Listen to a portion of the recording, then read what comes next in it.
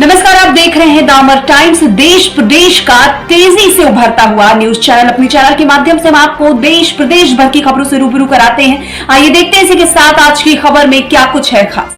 BJP के राष्ट्रीय प्रवक्ता राज्यसभा सांसद सुधांशु त्रिवेदी पहुंचे अयोध्या।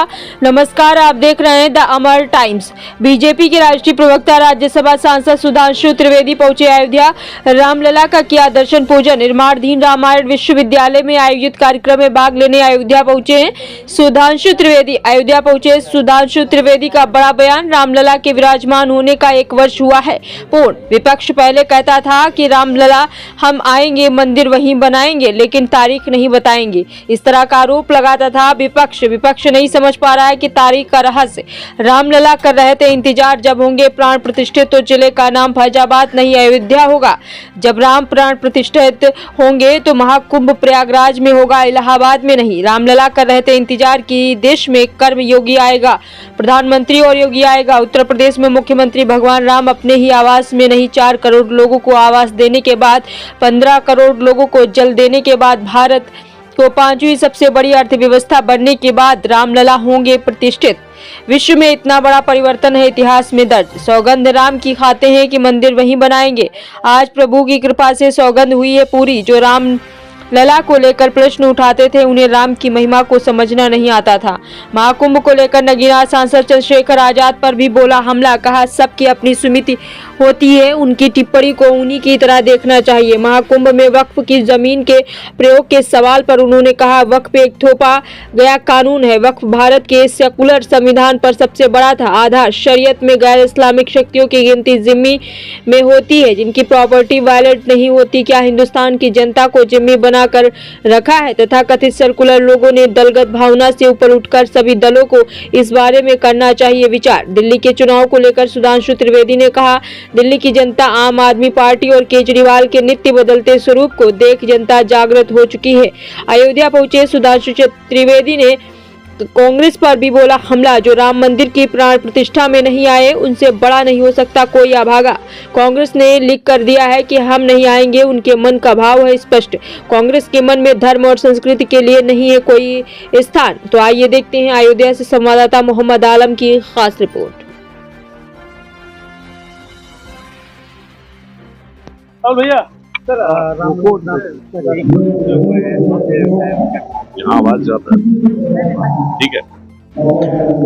देखिए, श्री रामलला विराजमान की प्राण प्रतिष्ठा के 1 वर्ष पूर्ण हुए हैं और ये 500 वर्षों के बाद जो ये अवसर आया था, हम लोग जब छोटे थे और उसके बाद जब भाजपा में आए तो लोग ये कहते थे भाई वो लोग कह रहे हैं रामलला हम आएंगे, मंदिर वहीं बनाएंगे, तारीख नहीं बताएंगे। वो तारीख का रहस्य नहीं समझ पा रहे। तारीख का रहस्य ये था कि भगवान राम इस बात का इंतजार कर रहे थे कि जब वो प्राण प्रतिष्ठित होंगे तो जिले का नाम फैजाबाद नहीं अयोध्या होगा।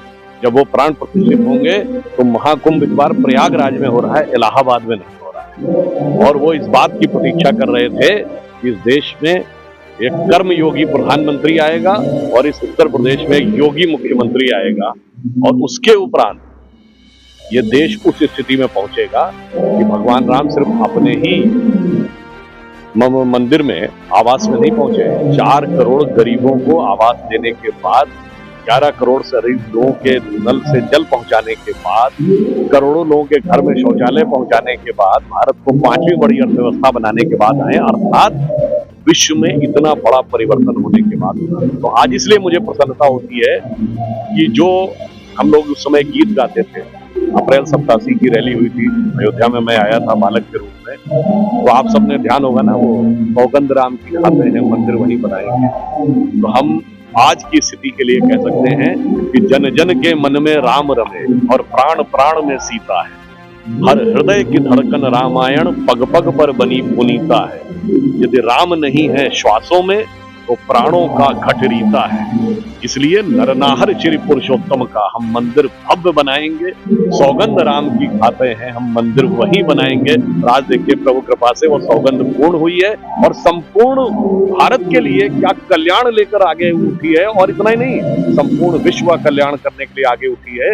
आज इंटरनेशनल मॉनेटरी फंड की चीफ क्रिस्टिना जॉर्जिवा कहती है कि नेक्स्ट ईयर भारत दुनिया में सबसे ज्यादा ग्रोथ में कंट्रीब्यूट करने वाला देश, 15% ग्रोथ के साथ वर्ल्ड का ग्रोथ कंटिंजेंट बनने वाला है, इसलिए वो प्रश्न उठाते थे उन्हें राम की लीला को समझना नहीं। नगीना के सांसद मुझे लगता है सबकी अपनी सुमति कुमति सबके उड़ रही, नाथ पुराण निगम यह कहीं। तो मुझे लगता है उनकी टिप्पणी को उसी दृष्टि से देखना चाहिए। सर भूमि को लेकर कहा यह भी जा रहा है कि वक्त की जमीन जो है उन्होंने दान करने की हो रहा है। मुझे लगता है एक गंभीर बात मैं कहना चाहूंगा, स्वतंत्र भारत में एक ऐसा विचित्र कानून लाया गया, वक्फ बोर्ड का यह कानून। आप सोचिए, प्लेसेस ऑफ वर्शिप एक्ट के लिए तो 15 अगस्त 47 की डेट है, वक्फ के लिए 15 अगस्त 47 की डेट क्यों नहीं है? और आप कहते हैं कि उससे पहले के दौर में। और ऐसी, इसको मैं कहना चाहूंगा, ये भारत के सेकुलर संविधान के ऊपर सबसे बड़ा आघात है। इसलिए मैं उसको कहना चाहता हूं कि जिन आधारों के ऊपर दावे किए जा रहे हैं, जैसे सूरत नगर निगम की जमीन पे दावा है मुगल काल के आधार को लेकर, तमिलनाडु के तिरुचिरापल्ली के मंदिर पे दावा है कि 1562 में अरकाट के नवाब ने दे दिया था। उस जमाने की मुगल रियासतों के समय के फरमान जो ये कहते थे कि उनके वो शरिया के विधान को मानते थे, जिसके अनुसार गैर मुस्लिम प्रजा जिम्मी है, जिसका प्रॉपर्टी पे हक नहीं होना चाहिए। तो मैं पूछना चाहता हूं जो हमारे तथाकथित सेकुलर लोगों से कि आपने क्या हिंदुस्तान की जनता को जिम्मी बना के रखा था? अदरवाइज उस जमाने के फरमान स्वतंत्र भारत के सेकुलर संविधान में कैसे आ गए? इसलिए ये भारत के सेकुलर संविधान के लिए सबसे बड़ी चुनौती है। और हम कहना चाहेंगे अब दलगत भावना से ऊपर होकर सभी दलों को इस बारे में ईमानदारी से विचार करना। मुझे लगता है जो राम मंदिर की प्राण प्रतिष्ठा में नहीं आए, उनसे बड़ा अभागा कौन होता है? उन्हें न्योता दिया गया। अरे आपको अगर अपने घर में बुलाया जाता है, आपको कोई अपनी बेटी की शादी में बुलाता, आप जाए ना जाए अलग बात, आप लिख के देते कि नहीं जाएंगे? कांग्रेस ने लिख के दिया नहीं जाए, तो उनके मन का भाव बहुत स्पष्ट हो जाता है।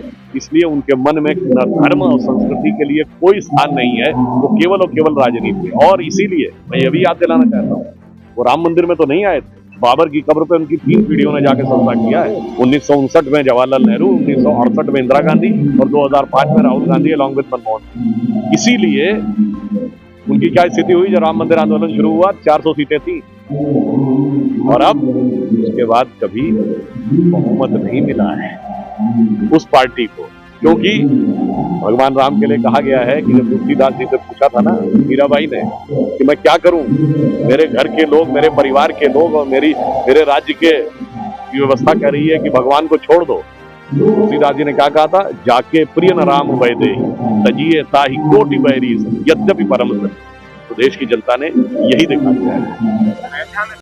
अभी हमने आपको इस बड़ी खबर से रूबरू कराया। ऐसी और तमाम खबरों के लिए हमारे साथ बने रहिए और देखते रहिए द अमर टाइम्स, देश प्रदेश का तेजी से उभरता हुआ न्यूज चैनल। और हमारे चैनल को लाइक, सब्सक्राइब और शेयर जरूर करें।